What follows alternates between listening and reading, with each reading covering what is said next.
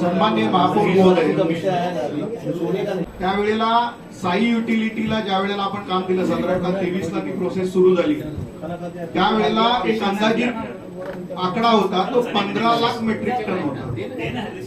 मग आता 2022 चा 5 लाख प्रस्तावामध्ये कसा आला? जर आपल्याकडे त्यावेळेला 15 लाख टन होता, त्याच्यापैकी 4,70,000 टन तर त्यांनी प्रोसेस केला असं तो म्हणतोय, मग 30,000च मेट्रिक टन राहील ना. त्यामुळे हा प्रस्ताव जो आहे हा प्रस्ताव अपडेटेड असायला पाहिजे. आजच्या दिवशी हा आकडा किमान 17 ते 18 लाख किंवा 20 लाख मेट्रिक टनापर्यंत पण असू शकतो. अशा वेळेला 5 लाख मेट्रिक टन गृहीत धरून आपण ही चर्चा करतोय किंवा प्रस्ताव करतोय.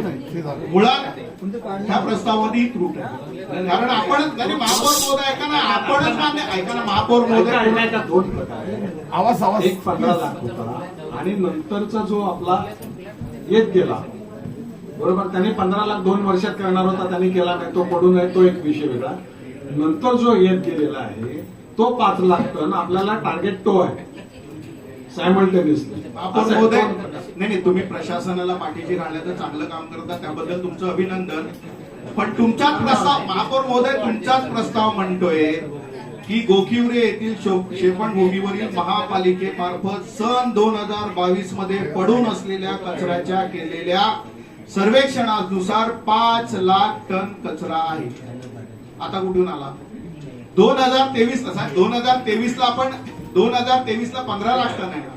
मी तो प्रश्न पहिला घेतलेला, काय म्हटलं तुमच्या घोषवाऱ्यामध्ये तो यायला पाहिजे होता 5 लाख आणि 15 लाख. आम्ही तिकडे त्यांच्याशी बोलताना हा नोट केलेला, मला ही शंका आलेली म्हणून त्यांना मी विचारलं. मग त्याच्यामध्ये असं झालं का 15 होता त्यावेळी आपण दिलेला, त्याच्यात त्यांनी काहीच केलेलं नाही, त्याच्यामध्ये लिमिटेड झालेलं आहे. पुढचा वाढत वाढत वाढत अजून 5 लाख ऍडिशनल वाढलेला, तो जुना होता त्याच्या व्यतिरिक्त. तर ती आपल्याला प्रोसेस करायची आहे सायमल्टेनियसली. जो पहिला करेल, जो ज्या पद्धतीने टनाने करेल त्या पद्धतीने आपल्याला द्यायचं. आता याच्यामध्ये महापौर महोदय 2 गोष्टी आहेत. एक तर हा आरडीएफ प्लांट आहे, हा नेमका कोण उभा करणार? कारण अगोदरचा जो ठेकेदार आहे त्यांनी आरडीएफ साठी 17,000 ब्रास दगड फोडला, तो विकला. आता त्याच्यासाठी तुम्ही निर्देश दिले. महापौर महोदय पूर्ण बोलू द्या. नाही ना महापौर महोदय, कसा राहिला? कसा नाही महापौर महोदय, तुम्ही निर्देश ऐका ना, पूर्ण माझा ऐकून तर घ्या. तुम्ही निर्देश दिलेले ना. आवाज कमी करा, मला ठीक आहे, आवाज कमी करा. पाहिजे तर माईक ठेवतो, पाहिजे तुम्ही जर हे माईक महापौर बाहेर गेलेला आवाज ऐका, आवाज का वाढतोय? कारण समोरून जर डिस्टर्बन्स आला ना, आणि महापौर महोदय आमचे ऐका, महापौर महोदय या विषयावर बोलू. ऐका, या विषय आपण घेतलेला नाही, ऐका ना महापौर, ऐका ना महापौर महोदय, ऐका ना महापौर महोदय, आपले असा काही विषय गंभीर आला ना की आपले बहुसंख्य नगरसेवक हे थोडेसे अस्वस्थ होतात, आम्हाला दाबण्याचा प्रयत्न करत होतात. अटलजींचा ऐका ना, अटलजींची एक कविता ते वारंवार श्रद्धे अटलजी बोलत होते, त्याच्यातल्या 2 ओळी सांगतो. कभी थे अकेले अभी है इतने, कभी थे अकेले अभी है इतने, नहीं तब डरे तो भला आप क्या डरे. त्यामुळे आम्हाला हिंदी हा विषय नाही, मला एवढंच म्हणायचं आहे. अटलजींच्या कवितेतल्या काही गोष्टी प्रत्यक्षात काय झालं तुम्हाला माहिती आहे? काय झालं ते सांगा ना महापौर महोदय. मला काय म्हणायचं ऐका, मला काय म्हणायचं, आपल्या सदस्यांना त्रास होत असेल ना आवाज वाढण्याचा? नाही, ऐका ना, मी नॉर्मल ऐका मी नॉर्मल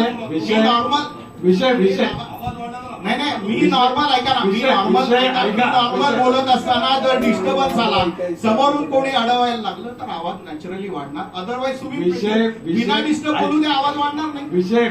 विषय असा आहे, आपला तो दगड, त्याचा भ्रष्टाचार, त्याचा सगळा विषय. ऐका हो पाटील सर, राव सर 5 वर्षाच्या प्रशासकीय राजवटीत झालं, कोणी त्याची चौकशी. तर आपण तो विषय घेतलेला आहे, आपण सांगितलेला आहे, सगळ्या चौकशी काय काय करायचं ते आपण सांगितलेलं आहे. त्याच्यामध्ये काय काय तुम्ही सांगितलं का हिरो होंडाचा नंबर आहे, तो गेलाच नाही त्या कंपनीना वगैरे, आपण ते चौकशी करायला सांगितलेलं, त्यांना माहिती घ्यायला सांगितलं की बाबा माहिती घ्या, वस्तुस्थिती काय आपल्याला पण कळायला पाहिजे ना. आणि ह्याच अनुषंगाने आता हा विषय आलेला आहे का जेणेकरून आपण एक चांगली एजन्सी आली, कमी पैशामध्ये आली, तीच करायला लागली तर आपण त्यांना डिस्कंटिन्यू करू, तो कोर्टात आल्या परत पाठवू आपण, त्याला काय करायचं ते, आणि आपण चांगल्या प्रकारे हे काम करून घेऊ.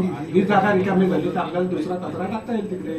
मुळात त्याच्या कोर्टाचं मला सांगतो, कोर्टाने फक्त जे डीपीएल फॉलो केली नाही म्हणून फक्त स्टे दिलेला आहे, ड्यू प्रोसेस ऑफ लॉ. म्हणजे अगोदर 15 दिवसाची नोटीस दिली आणि 8व्या दिवशीच त्याला काढून टाकलं म्हणून तो कोर्टात गेला आणि त्याला ती संधी मिळाली. मुळात मला काय प्रक्रिया करून घेऊ. आता आपल्याला याच्यावर बोलू द्या मला. आपण आहे ना, जर आपल्याला चांगली एजन्सी मिळाली आणि ती जर काम करत असेल त्याला करू नमस्कार, काय चिंता करू नका, पण एक मला तरी आपल्याला पैदा करायला लागेल ना. म्हणूनच म्हणतो एक नाही आपण चार एजन्सी लावू.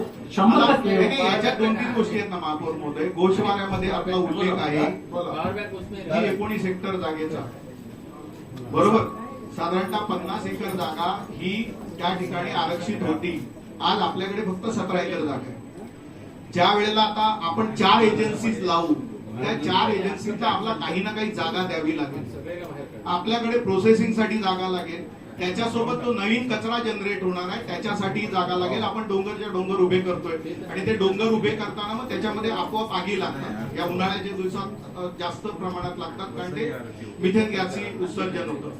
तर हे आपण प्रोजेक्ट करताना ह्या जे काही 19 हेक्टर जागा आहे, 17 एकरच बाकी आहे, आपल्याला अजून 33 एकर जागा जी आहे ती नेमकी त्याची स्थिती काय, त्याच्यात किती एन्क्रोचमेंट आहेत, ती एन्क्रोचमेंट कशा पद्धतीची आहेत, ती आपण बाजूला करू शकतो का. अगर रेल्वे अख्खं बँड्रा स्टेशन खाली करू शकतो तर आपण समजा, ऐका ना महापौर खाली झालेला तर आपल्याकडे येणार आहे. नाही ऐका ना, तो महत्वाचा मुद्दा धुरी साहेबांनी सांगितला, त्याच्यावर आपण बोलूच आहे त्या वेळेला. त्यामुळे हे जे काय आपण हे सगळे जे काही प्लांट आपण 4 लोक आणले तर 4 लोकांना जागा तर द्यावी लागेल की नाही. मग त्याच्या सायमल्टेनियसली ह्या 33 एकर जागेमधली जी काही बॅलन्स जागा असेल किंवा महापालिकेने समजा ऑक्युपाईड असेल आणि समजा या जे काही राहणारे असतील त्यांना कुठेतरी एका कोपऱ्यामध्ये समजा जागा दिली आणि बाकीची जागा मोकळी, अदरवाईज आपण 10 एजन्सी आणू पण जागा कुठे डोंगर बसणार. आपण त्या लोकांशी बोललो, सन्माननीय सदस्य आहेत आपल्या तिकडूनच्या, त्यांनी आलेले, त्यांना घेऊन आलेले, आपलं डिस्कशन झालंय आणि त्यांची देखील तयारी आहे का एका साईडला कुठेतरी जाण्याची. जे तिकडे लँडलॉर्ड आहेत त्यांची अक्वायर झालेली नाही, त्यांच्या नावावर आहे, ते देखील म्हणाले की आम्हाला जर मोबदला दिला, काहीतरी पर्यायी मार्ग दिला तर त्याचा देखील आम्ही विचार करतो. आपल्याला एखाद्या योजनेमध्ये त्यांना सगळ्यांना एक साईडला जर करताय त्याचे ते होईल. दुसरं आपण छोटी छोटी जी बाकीच्या ठिकाणी करतो सायमल्टेनियसली तिकडे जाणारा कचरा कमी होईल आणि आपल्याला तिकडे स्पेस मिळेल. आता काय सगळ्याच्या सगळ्या जातो म्हणून त्रास आहे, म्हणजे आपल्याला स्पेस निर्माण करायची आहे. बाकीच्या ठिकाणी जी डम्पिंग ग्राउंडची रिझर्वेशन आहे त्यांना पूर्वी अडचणी होत्या काय सीआरझेड मुळे किंवा वेटलँडमुळे वगैरे, तर ते काही दूर होत असेल आणि त्या जागा जर आपल्याला मिळत असेल, लांब आहेत त्या, तर त्या देखील आपण घेतो, प्रयत्न करतो. जसं शेट्टी साहेब म्हणाले का वसईची आमची जुनी आहे नगरपालिकेच्या वेळीची, तिचा देखील आपल्याला वापर करता येईल आणि काही ठिकाणी आपण बंदिस्त करू. प्रोसेस युनिट टाकायचे असेल तर तो पण आपण प्रयत्न करू. नाही, याच्यामध्ये अजून एक आहे महापौर महोदय, अगोदर आपण ज्या एजन्सीला दिलंय ते कंट्रोलनुसार दिले. आता आपण मेट्रिक टन म्हणतोय, याचं मेकॅनिझम कसा ठरतो, कारण त्याच्यामध्ये क्युबिक मीटर मध्ये कचऱ्याचं वजन वेगवेगळ्या पद्धतीचं होतं.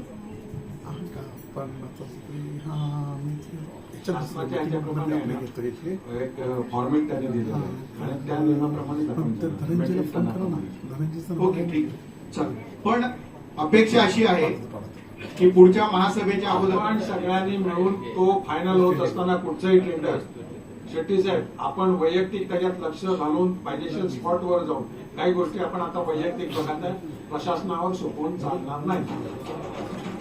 धन्यवाद. नाही, महापौर महोदय, आता याच माध्यमातून मागच्या वेळेला तुम्ही आम्हाला आश्वासन दिलेलं, प्रशासनाला निर्देश दिलेले, आता अपेक्षा अशी आहे की पुढच्या महासभेच्या अगोदर हा जो काही मी अगोदरचा विषय सांगितलेला आहे, जो कचऱ्याचा चौकशी साहेबांची चौकशी चालू आहे, माहिती घेणं चालू आहे.